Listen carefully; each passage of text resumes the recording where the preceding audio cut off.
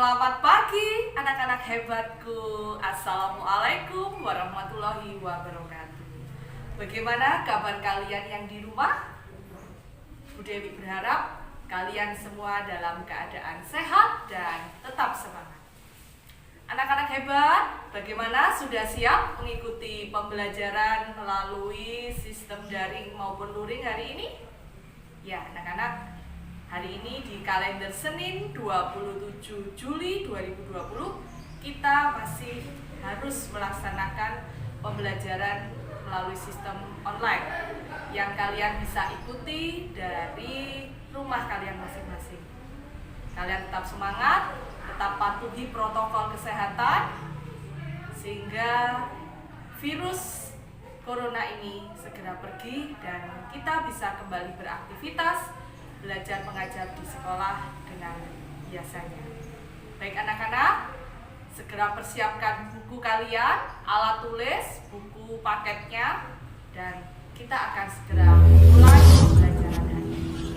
Terima kasih. Wassalamualaikum warahmatullahi wabarakatuh.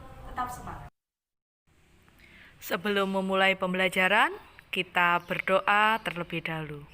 Berdoa dimulai. Berdoa selesai. Halo anak-anak hebat, ketemu lagi di pembelajaran hari ini, masih tentang perkembangbiakan tumbuhan. Senin kemarin kita sudah belajar perkembangbiakan secara generatif atau secara kawin yang ditandai dengan proses penyerbukan.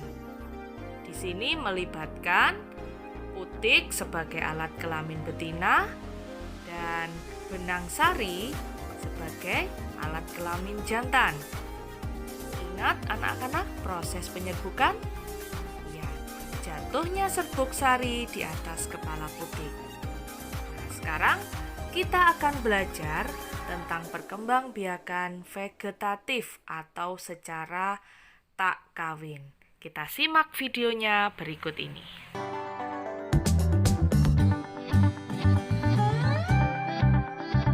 Perkembangbiakan tumbuhan secara vegetatif adalah perkembangbiakan tumbuhan yang hanya melibatkan satu induk saja. Dapat dikatakan bahwa perkembangbiakan secara vegetatif adalah perkembangbiakan tanpa melalui kawin. Perkembangbiakan vegetatif ini dapat dibagi menjadi dua, yaitu vegetatif alami dan vegetatif buatan. Vegetatif alami tidak melibatkan campur tangan manusia. Contoh vegetatif alami yang pertama adalah spora. Kotak spora atau sporangium akan pecah, lalu spora akan keluar dan jatuh di tempat yang cocok. Spora akan tumbuh menjadi tanaman baru. Spora fungsinya mirip dengan biji. Apakah kalian tahu contohnya? Ya, lumut dan pakis. Ini adalah gambar tanaman pakis. Kalau kita lihat lebih dekat, pada daun terdapat sporangium. Apakah kalian pernah melihatnya juga? Yang kedua adalah tunas. Tunas adalah tumbuhan muda yang baru tumbuh dari bagian tubuh induk tumbuhan. Pasti kalian sudah mengenal contohnya. Pisang dan bambu. Ini adalah tanaman pisang yang sering kita jumpai. Jadi jangan heran meskipun tanaman pisang tidak dirawat, mereka akan tumbuh subur karena melakukan perkembangbiakan secara vegetatif. Selanjutnya adalah bambu. Lihat tunasnya baru tumbuh. Perkembangan vegetatif dengan umbi ada 3. Umbi batang, umbi lapis, dan umbi akar. Kita mulai dari umbi batang. Umbi batang adalah batang yang menggembung dan tumbuh di dalam tanah. Biasanya digunakan tanaman untuk menyimpan cadangan makanan. Kalian pasti sering memakannya. Ya, contohnya adalah kentang dan bengkuang. Ini adalah tanaman kentang. Jadi, ketika kalian menanam kentang, dari kentang itu akan tumbuh tunas-tunas baru yang nantinya akan menjadi pohon kentang. Umbi lapis.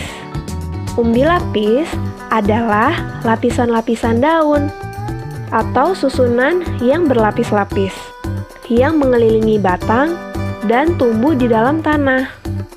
Apakah kalian masih ingat contohnya? Ya, bawang merah dan bombay. Jadi, ketika kalian menanam bawang di suatu media, entah air ataupun pupuk atau tanah, bawang itu akan menumbuhkan tunas baru seperti yang pada gambar ini. Umbi akar. Umbi akar adalah akar yang menggembung, namun tidak beruas-ruas, berisi cadangan makanan. Contohnya, lobak dan wortel. Ini adalah tanaman lobak. Jadi, ketika kalian ingin menanam lobak, kalian bisa memotongnya, namun tidak menghilangkan pangkal batangnya. Dan ketika kalian tancapkan ke tanah, lobak itu akan tumbuh kembali menjadi tanaman lobak yang baru. Selanjutnya, akar tinggal. Akar tinggal atau rizom adalah batang yang tumbuh mendatar di bawah permukaan tanah, berbentuk mirip akar, berbuku-buku atau beruas-ruas. Coba kalian perhatikan jari kalian, itu adalah contoh berruas-ruas. Contohnya adalah kunyit, jahe, lengkuas, dan masih banyak lagi. Ketika kita ingin menanam tanaman yang baru, kita bisa memotong sedikit lengkuasnya dan menguburkannya kembali ke dalam tanah. Vegetatif buatan, yaitu melibatkan campur tangan manusia. Contohnya adalah cangkok, yaitu mengusahakan batang tanaman berakar sebelum ditanam ke tanah. Langkahnya adalah mengupas kulit batang, lalu membungkusnya dengan tanah humus sehingga akar dapat tumbuh pada bagian yang dikupas tersebut. Contoh tanaman yang dapat dicangkok adalah apel, mangga, dan nangka. Stek, memotong bagian tumbuhan, kemudian ditanam dan dapat tumbuh menjadi tanaman baru. Contohnya singkong dan mawar.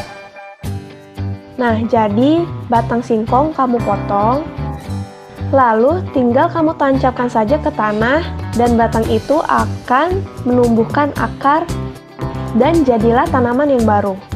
Stek ini bukan hanya stek batang, namun stek daun. Jadi kamu tinggal mencabut daunnya dan menanamkannya ke tanah. Contohnya adalah tanaman cocor bebek. Selanjutnya, sambung, yaitu menggabungkan dua batang tanaman yang sejenis. Wah, unik sekali ya. Contoh tanaman yang melakukan perkembangan vegetatif dengan cara disambung adalah singkong dan mawar. Perhatikan gambar batang mawar yang nantinya akan disambung, lalu diikat dengan baik agar menyatu sempurna. Biasanya hal ini dilakukan untuk menggabungkan dua keunggulan tanaman. Nah, ini adalah contoh dari hasil penyambungan mawar merah dan mawar putih. Indah ya?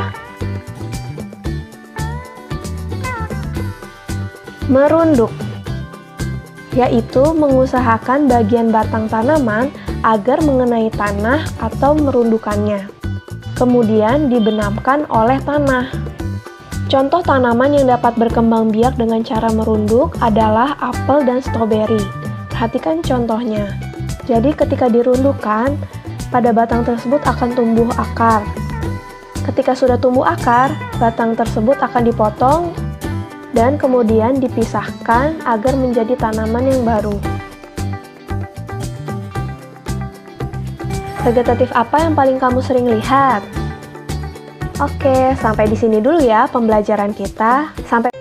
Sekarang ambil buku tulis kalian dan kerjakan tugas di buku tulismu ya. Nomor 1.